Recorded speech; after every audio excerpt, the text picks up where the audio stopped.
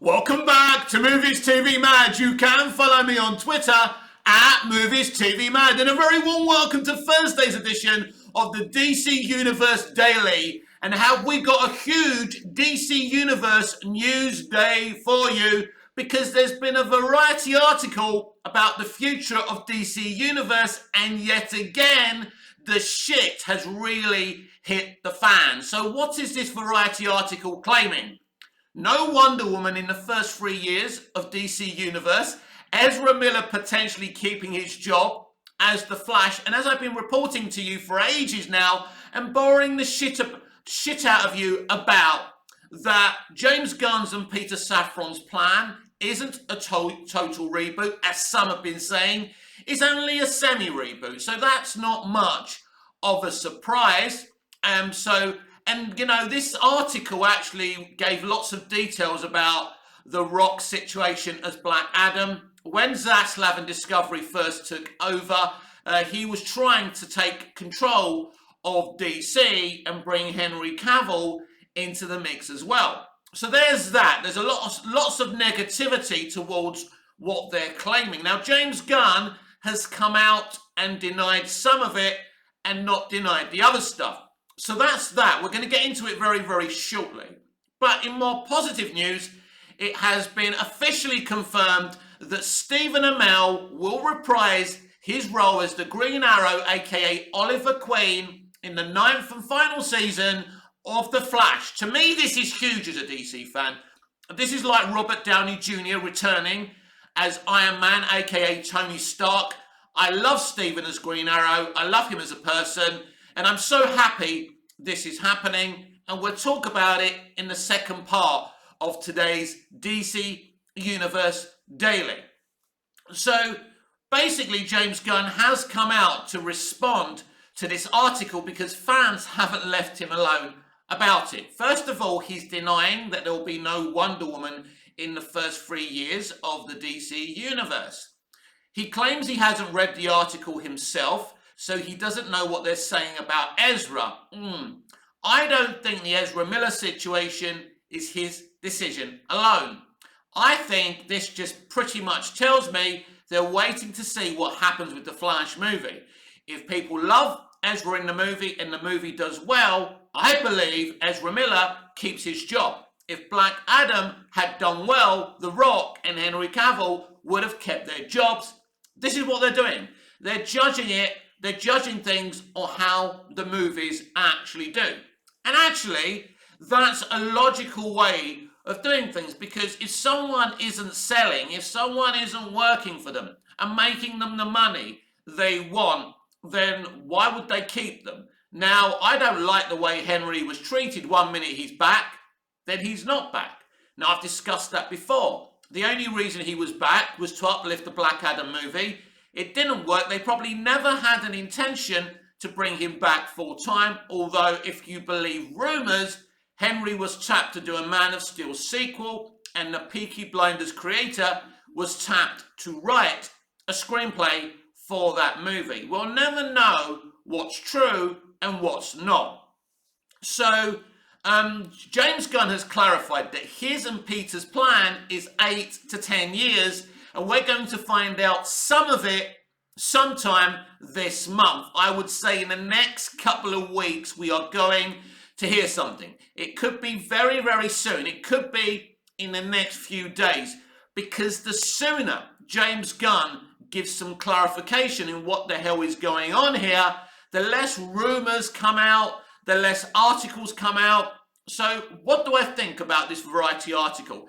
If this was THR and Boris Kidd, if this was the Hollywood Reporter, I'd be saying to you, yeah, really good source. But Variety have already kind of proven to be inconsistent with their reporting. And so because he's claiming that only some of the 8 to 10 year plan is coming out, yeah, we can clarify that Variety are right. They're going to announce the next 3 years. So let's look at what kind of slate the first 3 years could be. What could this first 3 years of DC Universe actually look like? Definitely, I think you don't need me to tell you this, James has confirmed that he's writing a Superman movie. He's probably going to direct it as well. That will be on the slate, maybe the first movie on the slate. I also believe that his new Batman, or maybe even Ben Affleck, who knows at this point, will be introduced or reintroduced in James Gunn's Superman movie. We're now this is an interesting situation as well. I was going to say we'll definitely get a Batman movie. This is interesting, isn't it? Will Batman cameo more than have his own movies in James and Peter's DC universe? Why do I say that? Because we're already getting a Batman sequel from Matt Reeves. Like, if you had two Batman films so close together, that would be insanity. But they are going towards a multiverse. This is definitely James Gunn's and Peter Safran's multiverse strategy. And I do feel it's a somewhat recycled idea from what Walter Hamada was planning going through the Flash movie. So we may have a Batman movie, we may not. As I say,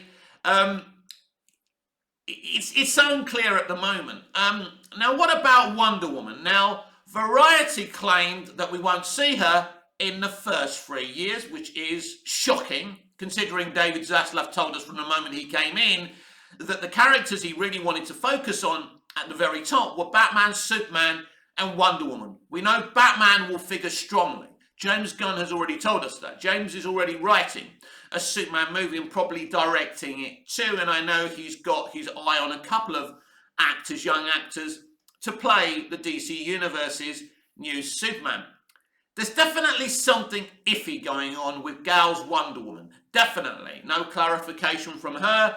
James Gunn has loosely denied a few reports.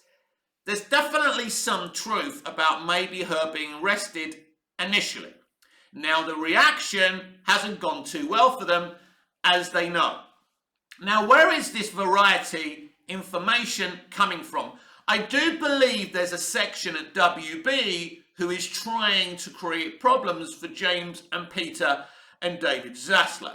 And I think they're leaking certain things to create a problem online. The Henry Cavill being replaced news was out way before they released it officially. So that was an interesting situation. Everything seems to be getting leaked a lot again, like it did in the old days. Now, I don't necessarily blame James Gunn for this because as I say, there's clearly an element at WB who's trying to stir problems. Let me give you a Doctor Who example. Is there any Doctor Who fans in the house? If there is, let me explain to you. Now, we got The Timeless Children as the season 12 season finale. Now, we found out what was going to happen in that episode via leaks. We were told that William Hartnell would no longer be the first Doctor, that the Doctor had been around, many decades and generations prior. And this was leaked, and the fandom went mad. There was clearly a section at the BBC who wanted to destabilise what Chris Chibnall was trying to do. And it's the same thing here with James Gunn's and Peter Safran's plan. There's clearly an element trying to destabilise it because these leaks can only be coming from inside the studio and people with prior knowledge. James needs to find a way to block these situations. So he's denied the stuff about Wonder Woman, that she's not involved in the first 3 years at DC Universe. He hasn't denied the semi-reboot claims, and he hasn't denied the Ezra Miller situation, and he has confirmed that his and Peter's DC Universe plan is around 8 to 10 years long. So, obviously a Superman film, Batman's going to be involved. Who knows what the fuck is going on with Wonder Woman? She may be arrested for the next 3 years. He's denying that. Let's see what announcements he makes. The sooner he makes these announcements, the better. Then us, the fans, can get our teeth around this. So I'm very excited to find out what James Gunn is going to do. James Gunn and Peter Safran are in charge of DC Studios. It's not going to change. David Zaslav has huge confidence about this team doing something. Now, James pretty much told us himself weeks and weeks ago that this was going to be a semi-reboot. He pretty much told us not in so many words, keeping what works, fixing what doesn't. That is a semi-reboot. Now, at this moment in time, officially, the only actor who's being replaced is Henry Cavill as Superman. And we know, back in 2018, Toby Emmerich wanted to replace him as well. So what is it about Henry Cavill these people don't like? Could it be that Henry isn't the gentleman we think he is? Maybe it's just that he likes to be involved creatively a bit too much, and these people thinking, you know, there's other guys who can play Superman. We don't need this fucking hassle. This is last chance saloons for DC, and this Superman film will need to make over $1 billion, and it needs to be wholeheartedly loved. Now, I want to go back to the whole John Williams theme of Superman being used in Black Adam, and slightly in Justice League as well. Look, I love the John Williams theme. Henry Cavill already had a theme for a Man of Steel. This is what upset people, and this caused the problem. I believe with this next Superman, don't use the John Williams theme. I love it. I grew up with that Superman. You know, that's my first Superman. That's, you know, that theme is, you know, wholeheartedly connected to Superman, and I get that. You're probably better off if you don't want the Snyderverse stands to create problems and stir the shit. Yet again, like they did with the Black Adam situation, is just create a brand new piece of music for Superman. You know, the John Williams theme will always be iconic, but give this Superman his own identity. If it were me, I wouldn't use the John Williams theme. Now, if they do, I'm not going to be upset because I love it. But you just put yourself out there for more ridicule, more criticism, and you're better off just basically trying to create a new piece of music and a new identity for this new modern day younger Superman. More than likely, they will use the Williams theme. I'm okay with that personally, but it's the conversations that go around it. And for me, I would certainly look for a new identity for this brand new Superman. There's truths in this Variety article, and I think a lot of it is guesswork too. But they certainly have got the 8 to 10 years right. They certainly got the initial announcements being for the next 3 years. James Gunn's pretty much clarified that, responding to this article. But I would watch out for the Wonder Woman situation, because something is going to happen here. So what do I think is going to happen now? Variety seemed very, very sure. Tatiana Segal, who's just, you know, this is her debut Variety article, a really good entertainment journalist who claims there's no Wonder Woman in the first 3 years. Now, I'm not sure. I couldn't find James Gunn's wording on the denials of this, so I'm not sure how he said it. So that would be interesting. So we'll see in the initial kind of press release for what they're planning if Wonder Woman is anywhere to be seen. So Variety could be right about this. So mainly, there's a lot of things in the article that James Gunn hasn't challenged. He played dumb over the Ezra Miller stuff. Now, obviously, if you're Henry Cavill and you're hearing that Ezra Miller, who's obviously absolutely went nuts in the year of 2022, gets to keep his job, maybe you'd be a bit disappointed. Maybe Henry's the type of guy just to be happy for Ezra and be happy for a guy who's really suffered with his mental health, which has led him to do some terrible things. So, I don't know. Should he be forgiven for everything he did last year? I don't know. Should it cost him his career? I don't know. I can't be judge, jury, and executioner. Can't get my words out yet again, but yeah. As I say, Ezra Miller's fate will be sealed, I believe, when they find out how the Flash movie does. Now, on the Flash movie, a couple of days ago, a leaked promo footage of the movie was leaked online. Very exciting, because we had an interview with Sasha Calle, Andy Muschietti, Ezra Miller himself, you know, boasting about how many Batmen there's going to be in this movie and talking in detail about the other versions of the Flash in this movie. But we did see Barry, actually a few versions of the Flash running through the Speed Force, and we saw all these different multiversal versions of these DC characters. We saw Bale's Batman, we saw Christopher Reeve's Superman. I saw a picture of this and it looks fucking awesome. And this is the kind of stuff that's really exciting me about this movie. So I can't wait for everyone to go and see the Flash movie. So that's really exciting. And we should be getting a trailer at this year's Super Bowl, which I think is next month. So really, really excited about that. So mainly that article from Variety doesn't really annoy me that much. The Wonder Woman thing, the claim that she won't be there for the first 3 years, is a weird claim.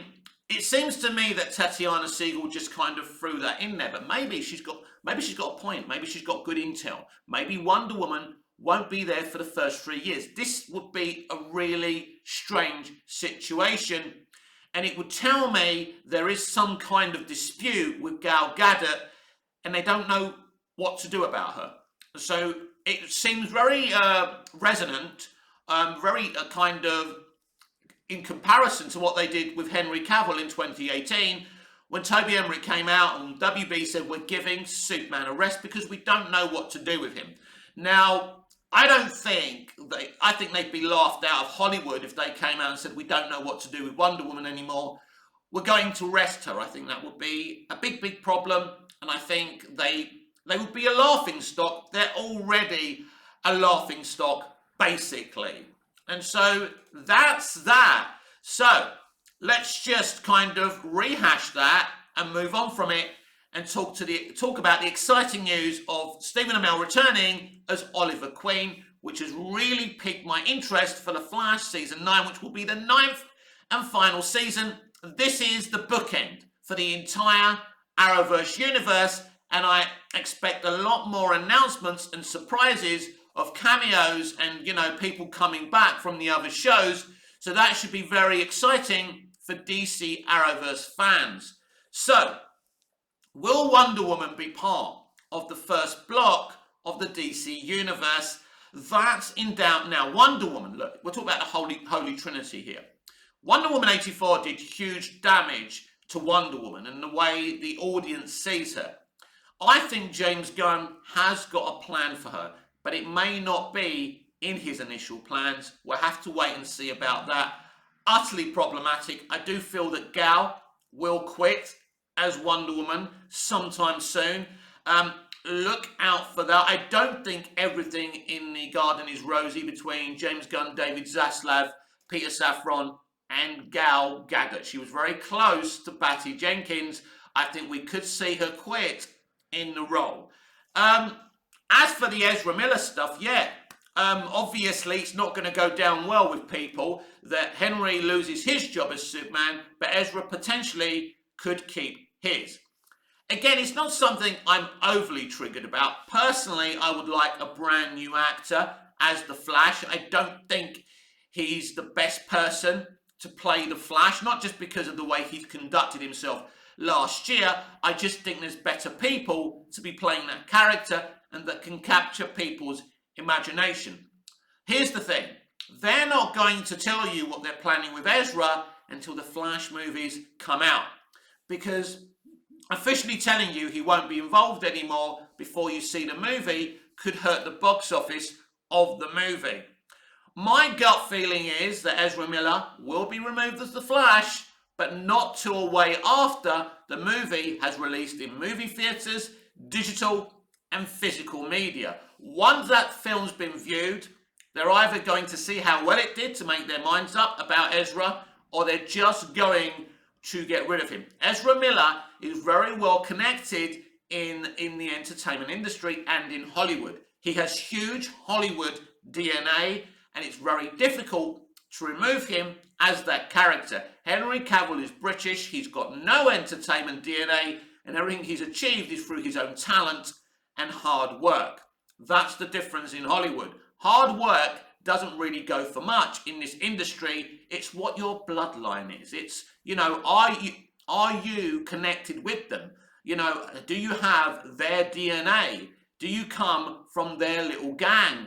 That's how you rise up the ranks in Hollywood. And all these little pieces of inclusion you see in Hollywood, those people have also got entertainment DNA, and this is how corrupt and horrible in the background this industry is. And this is the industry we're propping up and supporting, an industry that doesn't like us.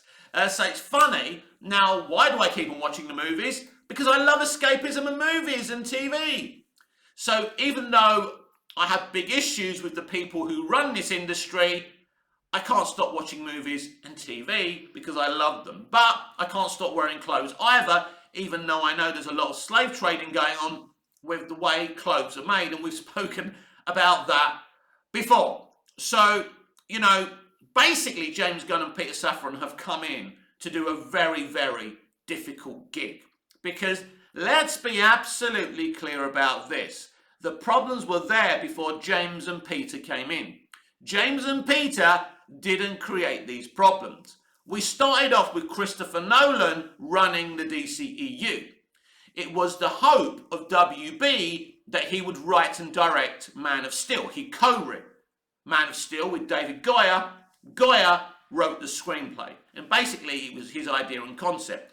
But Warner Brothers were hoping that Nolan would direct Man of Steel. It was Nolan who brought in Snyder. WB never wanted Snyder. It was Nolan who forced Snyder onto them. Now, you know I love Zack Snyder. You know I like his free DC movies. I'm just telling you the facts. And that's when the problems began. And the problems haven't stopped. They've been trying to dig themselves out of the Snyder hole that was created by Christopher Nolan. And they haven't been able to do it.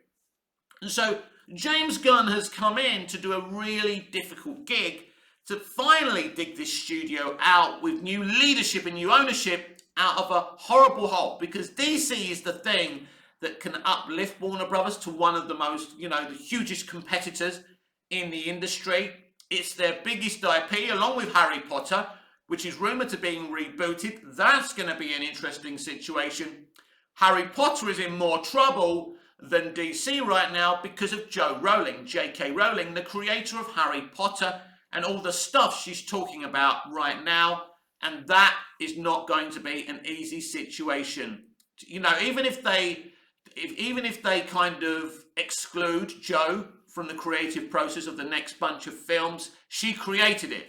So it's very difficult. It's a bit like Aquaman and the Lost Kingdom. With the Amber Heard connection there, that film is at great risk, no matter how good it is, and I believe it is a very good movie from what I've seen of it.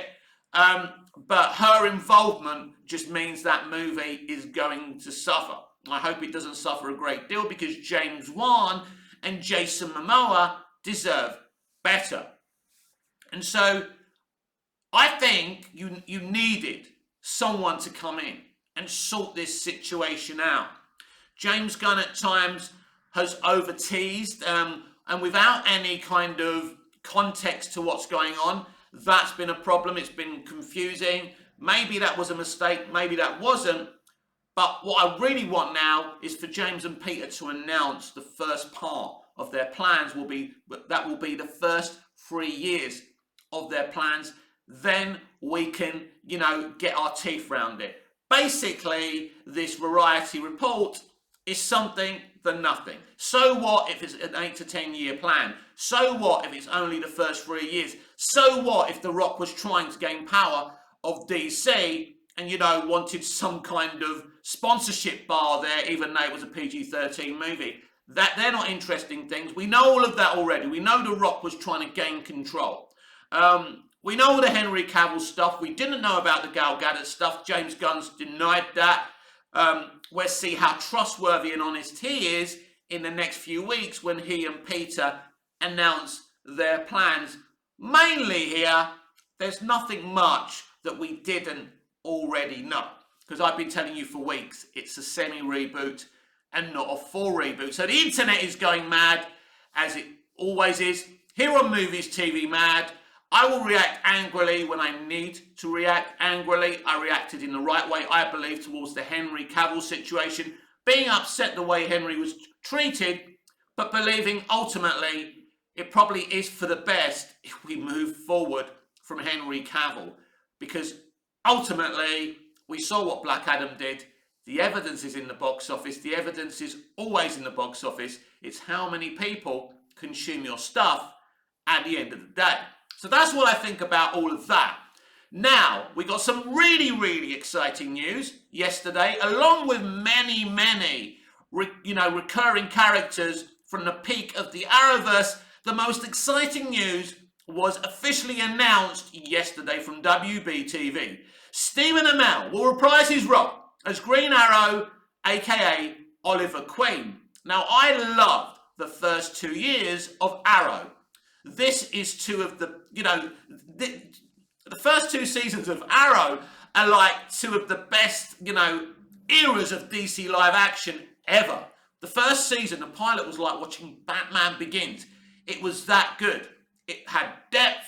Amell really delivered a strong performance, and everyone who created that show, and, Mark Guggenheim, Jeff Johns, even Berlanti, who I've criticised at times, did a stellar job. It's only later on where they ruined that franchise, but the first 2 years of Arrow were sensational. It's only afterwards they dropped the ball. But it's a bit like Grant Gustin. No matter how, mid and bad the other seasons were of The Flash and Arrow, what you can't say is anything negative about Stephen Amell and Grant Gustin as The Flash and Oliver Queen. They were great together. They were kind of like in a way, our Batman and Superman of the small DC TV screen. They were great. The Flash and Arrow were the first 2 shows of the Arrowverse. And in the first 4 years of that franchise, it was fucking awesome. And I couldn't miss either an episode of Arrow or The Flash. And I mean, at first, I was watching Supergirl and Legends of Tomorrow and Black Lightning. Black Lightning was actually a great show. So it was good. And it's one of the few times that DC have had, a really good DC live action franchise. Because say what you want about Arrowverse, it did connect. Other characters did show up in, other people's shows. And they had a crossover every single year. Imagine doing such huge crossovers when you've got tight TV schedules for Arrow, Flash, and about another 4 or 5 shows. So what they did was absolutely sensational. So I'm hugely excited that Stephen Amell is returning. So yeah, I like, obviously the Variety article has a lot of negativity attached to it.